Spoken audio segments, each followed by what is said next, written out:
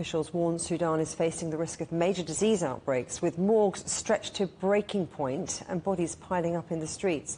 Mukesh Kapila is a former United Nations resident and humanitarian coordinator for Sudan. Thank you ever so much for coming on the programme. In terms of the fighting, what is the current situation in Sudan? I think the fighting, as you've said, has widened. The focus of it is still Khartoum, but intense fighting continues in the western part, which is in Darfur, and also towards the south in the Kordofan states.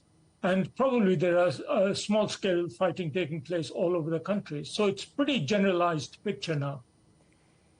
So we've heard that there are millions of people who've had to flee, and there are other people who desperately need aid. What do people there need most? Well, they need everything. So about 4 million have left their homes, 1 million are refugees, and 3 million are internally displaced. And the UN has asked for roughly $2.5 billion, which they received about $500 million.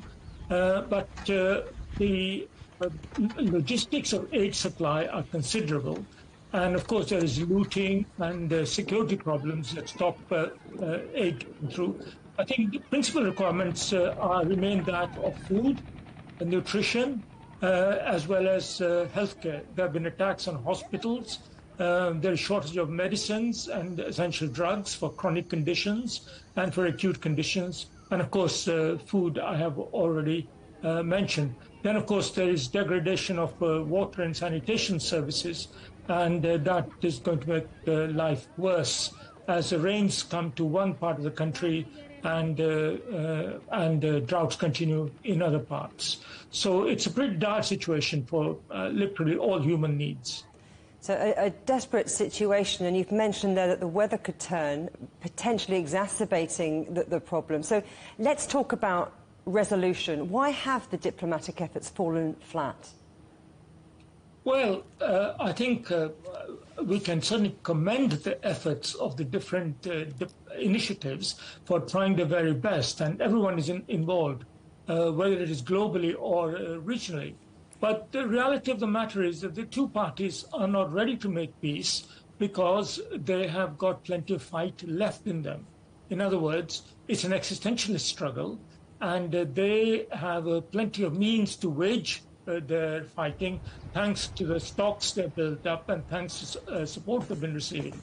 And quite honestly, the incentives for them are not there to make peace, and hence the diplomatic efforts have failed. That's one thing.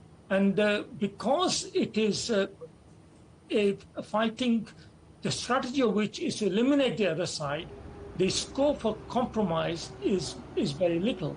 And that's where I think other diplomatic efforts, of which there have been many, and maybe the diplomatic efforts need to unite and come together as a combined effort to try and put more pressure on the fighting groups.